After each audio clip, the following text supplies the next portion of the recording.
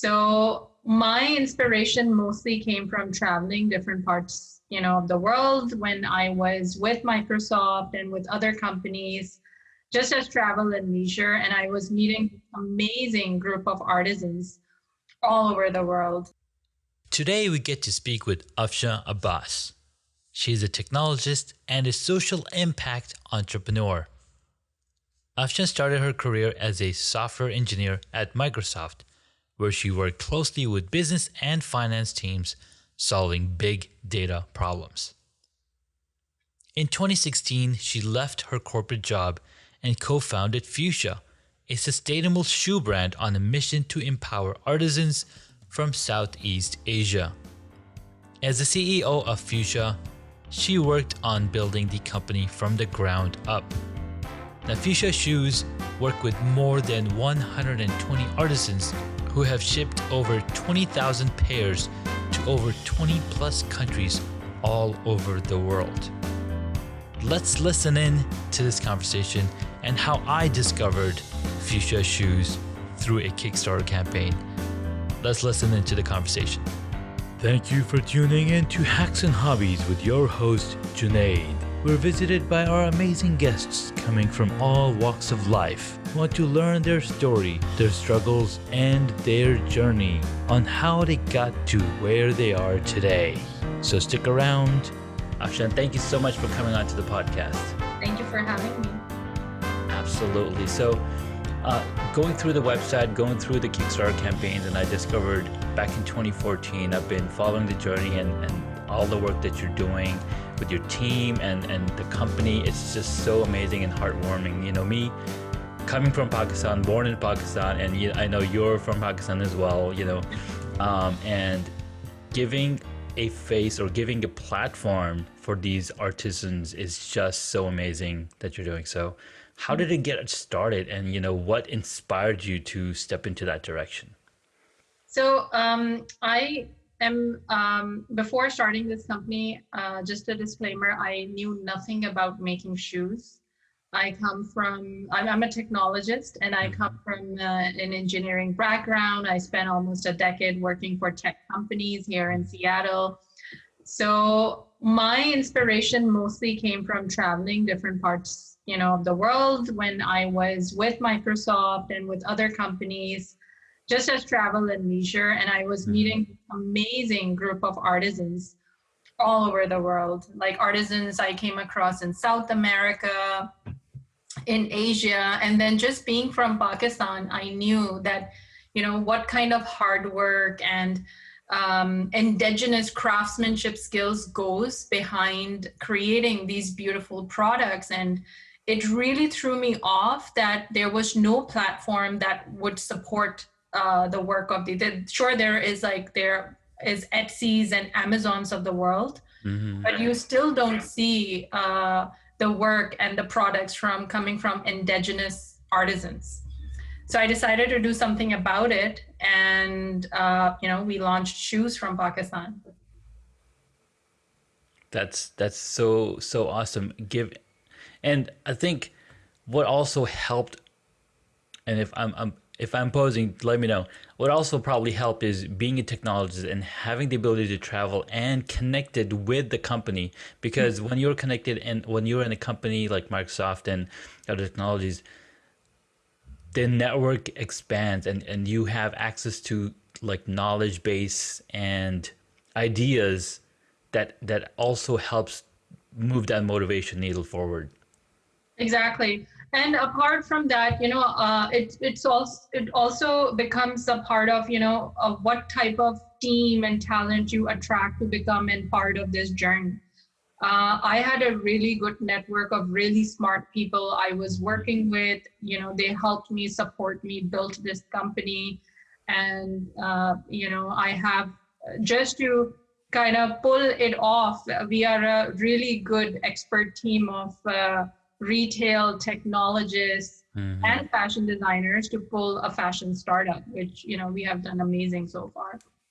Yeah, absolutely. And the campaign success shows it all. You started with just asking for just a few a few $1,000s just to get off the ground, but then the response from the Kickstarter community, the crowdfunding community was so like it probably blew your mind the first time like that you launched the campaign, right? So walk us a little bit about what that experience was like. Yes. So back in 2016 is when we launched the campaign. Hmm. So our product was it was a shoe that is traditionally worn in countries like India, Pakistan, and Indonesia. Not the whole world knows about it. And Hmm. generally it's classified as an Indian shoe or a juti or a kusa. But in the American or like European global consumer market, nobody knew about this shoe. So the first thing that we wanted to kind of get out of the kind of test was, is there a market for this shoe? So as to test that, crowdfunding just seems like a great fit, a great idea. And we decided to launch it on crowdfunding and see, before we kind of take a full leap, what kind of response do we get? And little did we know about what opportunity we were getting ourselves into.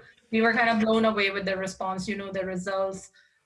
We just wanted to do like a $10,000 campaign. It ended up being like a $60,000 campaign in 30 days. We knew nothing about crowdfunding campaigns back in the day.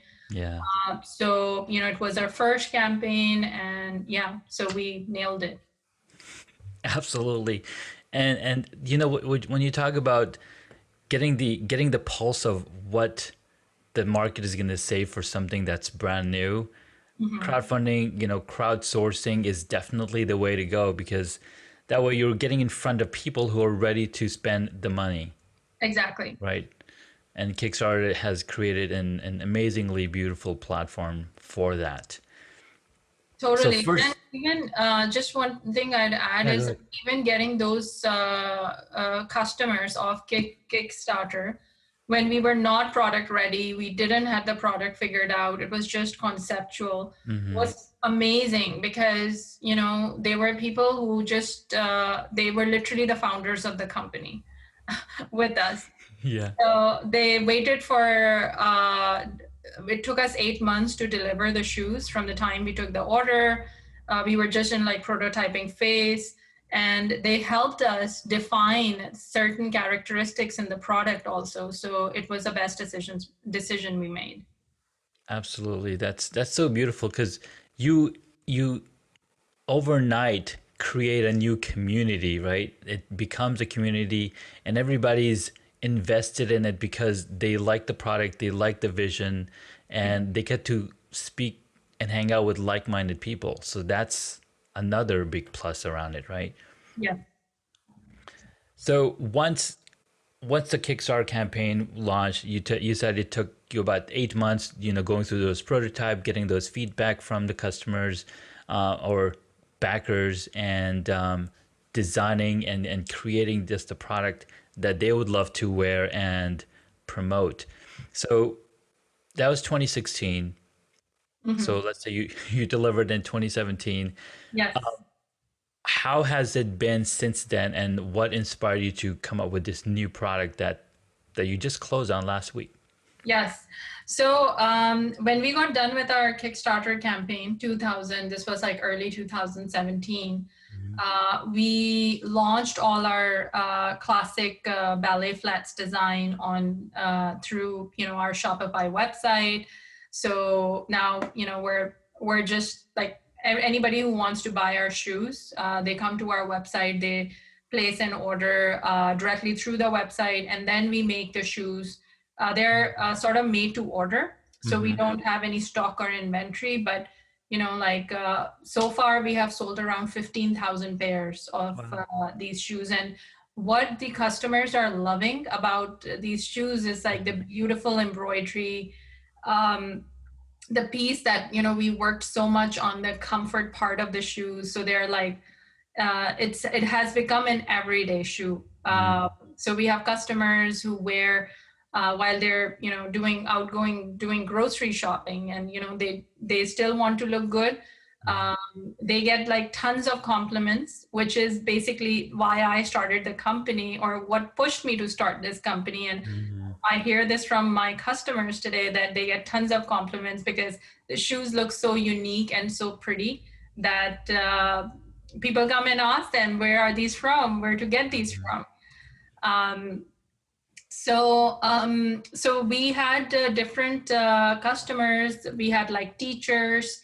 We have professional working women who goes to office and wants to change into something that is like more comfortable and nice looking Yeah. for the rest of the day. We have ladies who are working from home or who stays at home, and they just want a nice comfortable pair of beautiful looking slippers. Mhm. um, so what we were really missing was something that was like more casual, where that it has a more sporty look, or it has a more um, um, it would be a good for like a longer day wear. Yeah. So that's how we came up with our new sneaker flat. We're calling it a hybrid. It's not actually a sneaker, but it's also not a flat, because Okay. we took our flat and we put it on a sneaker sole. So it has this cool platform sole. Mhm. We hired designers, shoe designers from Steve Madden, Nice. and some other textile designers to design and construct this shoe. So it's really neat. It is a very minimalistic shoe, not our typical fuchsia shoe, which is like bright and colorful, Yeah. but it's a different classification of the product. A brand new entry in the classification and the entry of many different types of shoes that are already available. That's Exactly. awesome. And from the looks of it, it looks really comfortable with memory foam. I think you've got in there some really neat tech built into it. So it. Exactly. So for this particular shoe, we got really, really obsessed with the design and the quality, the Mhm. comfort piece. And we wanted it to be like the ultra comfortable artisan made shoe. Mhm. So we looked at different sustainable material. We found merino wool to be like the most comfortable, breathable, eco-friendly material we could Yeah. use in the shoes. And then, we combined it with like memory foam. We did a lot of testing with some preliminary testers. And then Mhm. again, we launched it on crowdfunding, and we have the project is successfully funded. So how was this experience the second time around when you went on Kickstarter? It was good. The thing is, we have around we have so we had a lot of learnings from our previous project for sure. Mhm. Um, and it's a different time also. Like we are sort of like in middle of pandemic, and Yeah. so a lot of factors contribute towards, like, it's just not the product, but the timing of when you are launching the product. And Mhm. we timed it in a way that, because it's a merino wool, it's a wool shoe, so it lands in our customers' hand just in time for holidays and stuff. Mhm. So, and we are on this time around, we are uh, we are going to deliver it in a timely fashion. Fingers crossed. Yes. So that we are production ready, the shoes are already ready, and then we launch the campaign. So Mhm. we can have that sort of that otherwise, if you start the production after you have raised money, then Yeah. there are a lot of risk associated with it. So we Absolutely. eliminated all of that this time around, and we just we went with it, and we took the shoes in production before taking the Kickstarter live. Nice. That's pretty awesome because you had the confidence that you've got a community. People are already buying these shoes or Mhm. the originals, and then you have the marketing. You have the community built around it. People are loving it. So introducing a brand new product, knowing that the community is going to support, and you get exactly that because We like to look good in our shoes. I mean, Yeah. I have a couple of pair of shoes, but you know, I know my wife. She's got a ton. She's got a whole set of shoes. For each other activity. So it's amazing to see these comfortable shoes, and sure I'm sure that I'll be getting a couple of pairs for my wife because she likes wearing shoes indoors and keep comfortable, and it helps with foot pain, and we've got basically wooden floors all over, so Yeah. it helps with that for sure. Yeah, she should definitely try our classic flats because they're something really nice to wear at home. So, Yeah, yeah, absolutely. All right, so what keeps you going? I mean, and I know you've got the community, you've got the amazing products, and what keeps you going and what keeps you motivated in keep creating new products? um, a lot of things. And I think the primary thing would be it makes us feel really proud and motivated when we see the type of impact we are Mm, creating on certain marginalized communities who wouldn't yeah. have opportunities otherwise. So we work with artisans, local artisans that generally work on like daily wages and stuff. And what these guys struggle on a daily basis is they don't know if they are going to have work that particular day Oh or not. wow. Yeah. So we have really unleashed a demand and connected a market of demand and supply, and unlock this demand that in the Western market, how sustainability is a big thing. It's boosting, and people just don't want mass produced products made in factories in China or Hmm. bulk produce. Just like the consumers are getting bored of that. They want Yeah. something that has a lot more story, that has a lot more impact. They care about the artisan piece. And they want to see, where their dollars are spending, if whether or not if it makes an impact or if it exploits somebody in a developing country. It's true. Yeah. So I think just kind of developing or building creating those economic opportunities for socially marginalized artisans Yeah. that get exploited in the local markets has been a very inspiring thing for all of my, just not for me but entire team. And so Mm. much traction even for the customers who buy from us, right? Like they go to the site, they fall in love with the product, they love the shoes, but then just having a great good to have story is what just really really works. No, absolutely. You got a really great point there. The motivation is you're providing an income for these folks in Pakistan, and where they might not know where their income is coming from, where their next job is coming from, right? Exactly. Nice. I love it. I I would love it. also say the other thing would be the type of excitement and we get from our customers. So we Mm, take around 2 to 3 weeks to ship the shoes from the time yeah. somebody places an order from our website, and we have like customers who are like who just can't wait. They're sending us emails and they're like, I can't wait to get my shoes. I know someone is working on it. I'm fine in waiting it, but Yeah. like super excited to receive them. So it's just amazing. Yeah. Yeah, when you have that conversation going and you're getting feedback, I think that feedback loop is what really motivates. It's almost like you have renewable energy. Like literally, it's renewable energy when you get feedback from the customer. You get feedback from the artisans, and you're like, all right, this is just gonna keep going because there's no Exactly. stopping it. That's awesome. I love it. I love it.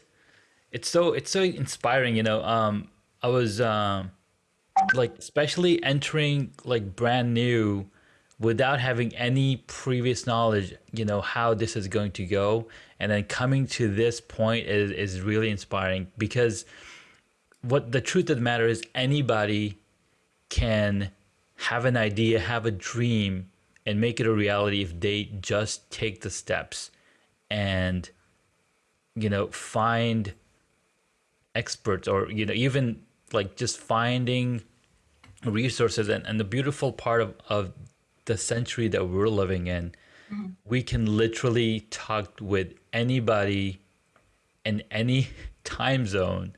Yeah. It's just beautiful. I mean, you're located in Pacific time zone. I'm in the Eastern time zone, and I have conversations where I'm talking to somebody in London, somebody in Australia. Mhm. It's just beautiful, like the time that we're living in. So there's nothing stopping anybody in taking action Yeah. but yourself. I think our biggest our biggest naysayer are is like our the self, who keeps like pushing us down. No, no, no, no. What if you get this? You're afraid of failure, Yeah. and it's just amazing to see when people like yourself that say no to failure and just go on and create what's in their mind. Yeah, and it's it that I certainly agree with that because we fail at so many things, but Hmm. what keeps us also kind of what brought us this far is just not stopping to try, right? So you fail, it's expected. You're gonna try 10 things, you're gonna fail at maybe like 8 or 9, but that one thing that will work is just it's just gonna take you to the next level. Exactly. I mean, like the example that a lot of people and motivational speakers talk about is Thomas Alva Edison. He's Mhm. like failed 10,000 times. I mean, we easily give up on the fourth, fifth, or 10th or 20th time because it's it's um it's crazy. But if you look at children, they never give up. Like literally never give up till they have what they want, Yeah. or till they figure out how to walk, till they figure out how to, get to the thing that we want. So we got to bring that curiosity, we got to bring that tenacity and perseverance back into our adulthood. So Yeah. thank you so much. That was really inspiring. No, thank you for again for having me. It's great talking to you.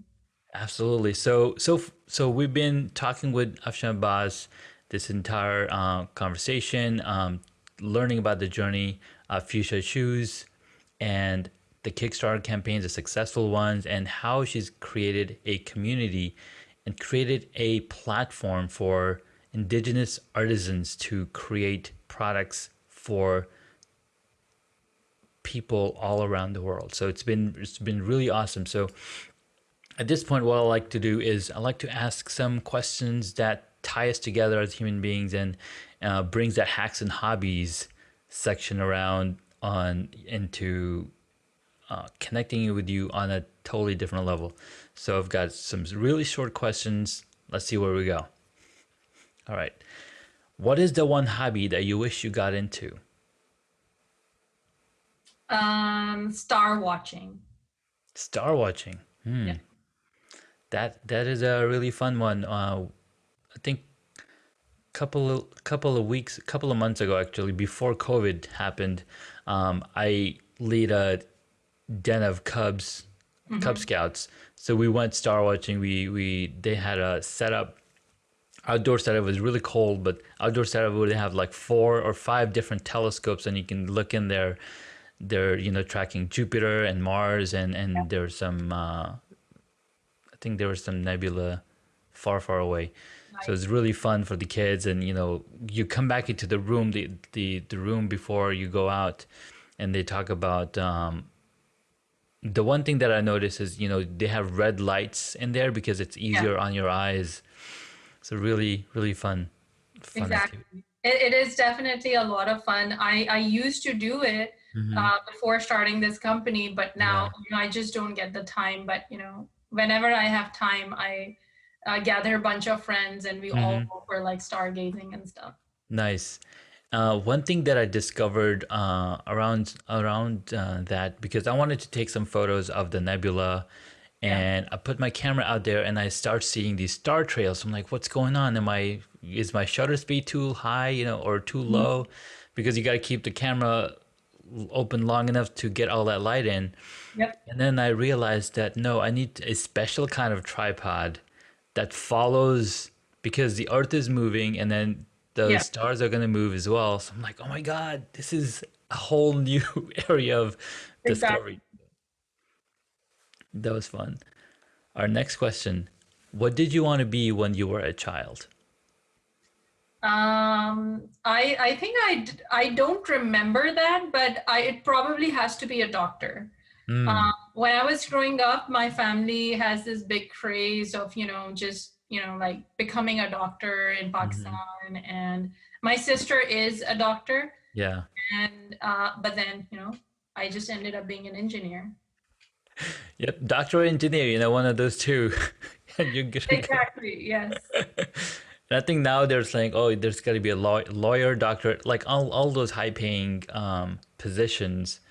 Yeah. But what's really funny is that nobody focuses on business because that gives you the most freedom and the most income. Like you work the same amount of hours, Hmm. but you have a lot more scalability. Being a doctor or engineer, you're still locked into those 8 hours or 40 hours a week. Sure, you can work 60, 70 hours, but you're still locked into those 70 hours a week. Running a business, you can hire a team of 10, 20 people and Yeah. immediately scaling that 8 hour day into 80 or 800 hours. Hmm. And I think that's really powerful about business. So that's something I'm teaching my son. Like, dude, if you really want to grow, this is the way to go. Yeah.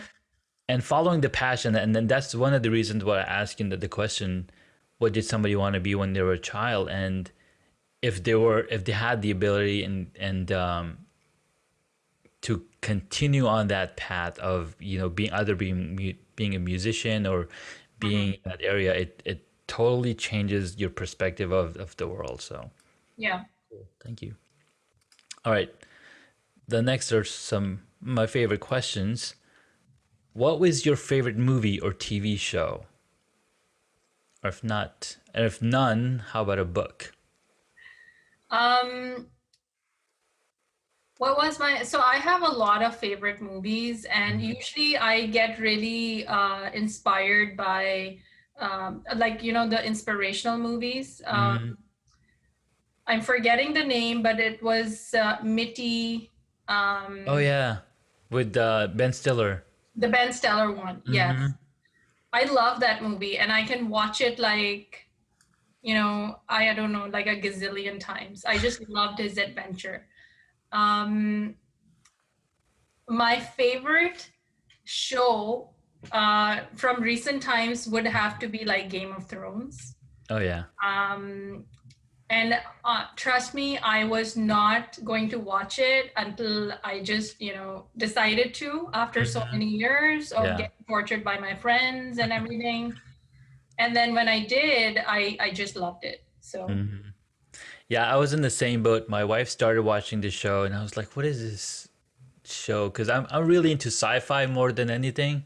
yeah. And then I think it was like 3 seasons later or 4 seasons later, my cousins and everybody was talking about it. And like, okay, I'll give it a shot. So I binge watched it, and I was like, okay, this is pretty epic stuff.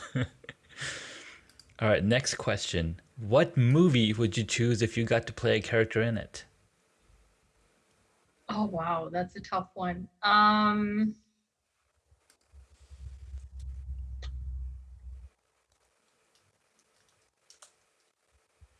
I think I would be Batman. Ooh, I like it. I like it. I like how like he's into business, and he's into saving the world. Yeah, I don't know what would be like a female version of Batman though, but I a would love Batwoman. a Batman. Have a Exactly. TV show around it too. So the Secret Life of Walter Mitty would not be a choice that you would take to play a character. No, I just love watching him though. Just watching him, yeah. Sometimes you want to be in one situation versus another. I love Mhm. it. All right, sweet. So, who is your favorite superhero? Um, a lot, but recently um, Black Panther is my favorite superhero. I got my daughter screaming outside. All right. So Black Panther, amazing character, and it's really sad to hear about what happened with Patrick Boseman. Really sad. I mean, to hear about him going through all of that medications and the therapies while shooting the movie is just, just puts him on a totally different level. Yeah, Give me 1 second. I'll be right back. no problem.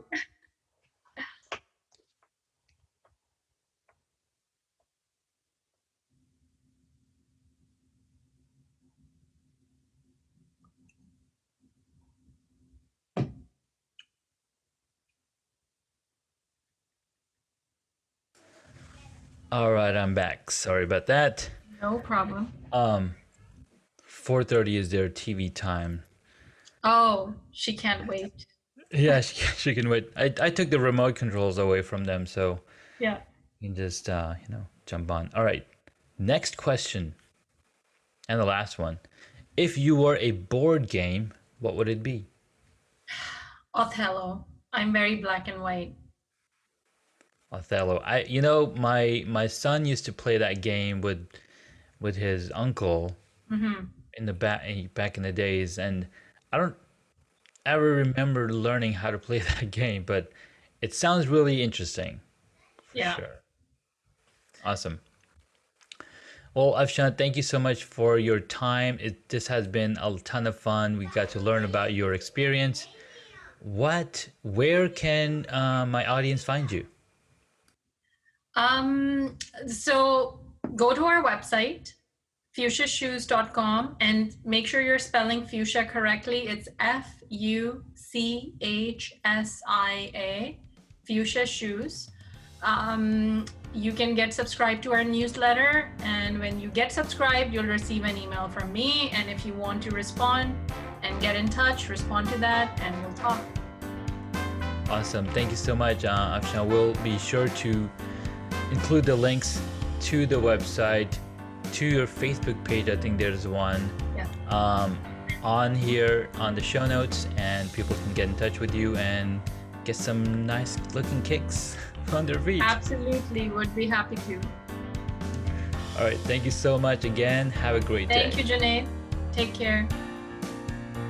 Thank you so much for taking the time to listen to this episode on Hacks and Hobbies. We absolutely appreciate your contribution. You can find additional notes on hacksandhobbies.com. Please share the podcast with your friends and tell them what you learned about our guest today.